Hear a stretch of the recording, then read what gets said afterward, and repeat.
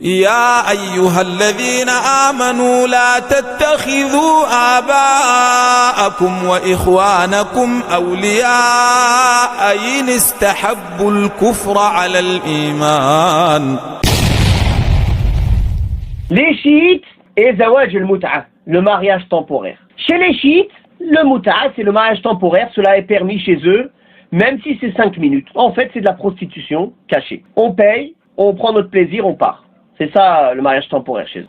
Al-Qummi et Al-Kashani ont rapporté, soi-disant, que l'imam Ja'far al-Sadiq, bien sûr sans chaîne de transmission, sans vérification, qu'il aurait dit, donc ça c'est dans Tafsir Minhaj al-Sadiqin, tome 2, page 495, alors ils disent qu'il aurait dit, bien sûr, il est loin de dire ces paroles-là, rahimahullah, la mut'a est ma religion et la religion de mes ascendants. Celui qui la pratique, pratique notre religion. Celui qui la renie, renie notre religion et croit en une autre religion. Pour eux, celui qui ne fait pas la prostitution, il n'est pas musulman. Ils ont prétendu que le prophète sallallahu alayhi wa sallam aurait dit, ça c'est dans Tafsir Minhaj al-Sadiqin, tome 2, page 493, qu'il aurait dit, qui pratique la mut'a, ne serait-ce qu'une fois, n'aura plus à craindre la colère d'Allah. Ils disent aussi, celui qui quitte ce monde sans avoir pratiqué la mut'a, viendra le jour dernier avec un sexe mutilé, c'est-à-dire l'organe coupé. Dans Tafsir Minhaj al-Sadiqin, tome 2, page 495. Ils disent, celui qui pratique la mut'a, ne serait-ce qu'une seule fois, n'aura plus à craindre la colère du Tout-Puissant. Celui qui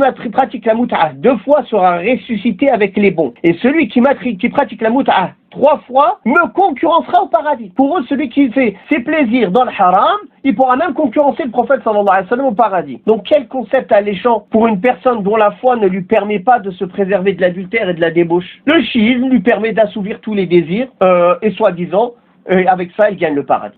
Maintenant, quelle est la croyance des chiites concernant le Coran? On en a parlé déjà tout à l'heure, mais on va exposer cela. Allah tabaraka wa ta'ala a dit « Inna nahnu nazzalna adh-dhikra wa inna lahu lahafizun » Certes, en vérité, c'est nous qui avons fait descendre le rappel, le Coran, et c'est nous qui en sommes garants. Allah Ta'ala dit qu'il est garant de protéger le Coran. Et eux, ils disent non, ils démentent. Jabir rapporte qu'il a entendu de l'imam Baqir, bien sûr ça c'est dans Usul al-Kafi, volume 1, 228. Personne n'a affirmé avoir compilé le Coran sans être un menteur. La seule personne qui l'ait compilé et mémorisé selon sa révélation est Ali ibn Abi Talib et les imams qui l'ont succédé. Donc eux, ils disent ça. Moi, je vais vous dire autre chose. Tous les masahif, tous les livres de Coran que vous avez chez vous qui viennent d'Arabie Saoudite, imprimés par le roi d'Arabie, ouvrez les pages où ils font l'introduction et vous verrez que la chaîne de transmission, elle finit à qui? À Uthman, à Ali et à Zayd ibn Thabit. D'ailleurs, il est venu avec une chaîne de transmission véridique que Ali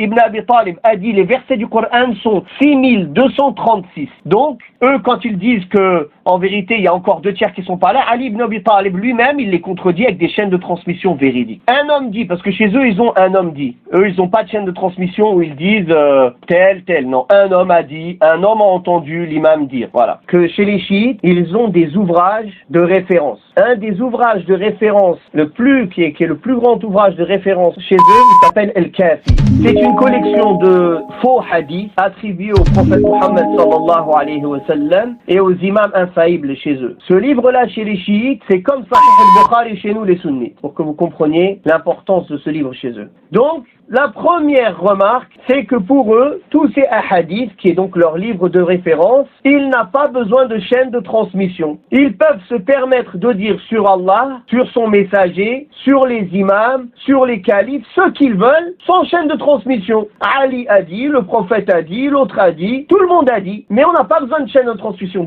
D'ailleurs, chez les chiites, la science de l'éloge et de la critique, ça n'existe pas. Toute personne égarée peut rapporter ce qu'il veut comme il veut.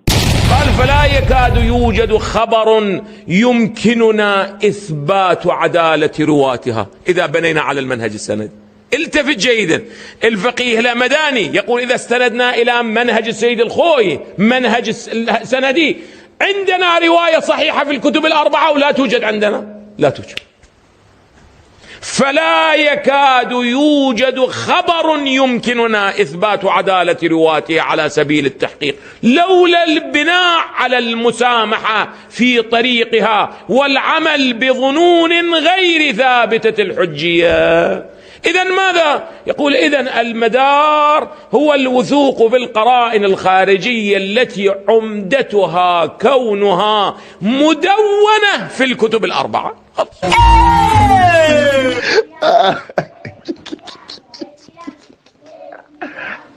لا حول ولا قوة إلا بالله. Donc, on voit ici aussi qu'il ne croit pas dans le Coran, qu'il ne croit pas qu'Allah a préservé le Coran. Quelqu'un récitait le Coran en la compagnie de l'imam Ja'far. J'ai entendu certains versets dans la récitation non conformes à la récitation des gens. L'imam Ja'far dit à la personne récitant, ne récite pas comme cela, récite-le comme les gens le récitent jusqu'à ce que le Mahdi arrive. Quand il arrivera, il récitera le Coran selon sa révélation originale et le Coran compilé par Ali sera ainsi mis en avant. Ça c'est dans Usul al-Kafi, volume 2, 622. On voit ici aussi qu'il ne croit pas dans le Coran, qu'il ne croit pas qu'Allah a préservé le Coran et qu'il ne croit même pas que Ali ibn Abi Talib, que eux ils disent qu'il est infaillible, c'est un imam infaillible, c'est un imam qui connaît l'invisible, le passé, le futur. Et le Hassan ibn Ali aussi, alors ils disent qu'il a triché, qu'il a menti, parce que c'est lui-même qui a transmis ce Coran qu'on a maintenant devant nous, qu'on lit tous, et il n'a jamais dit le contraire. Donc ils se contredisent tout seuls. MashaAllah. Ahsan, Jamil. Barakallah ya Cheikh.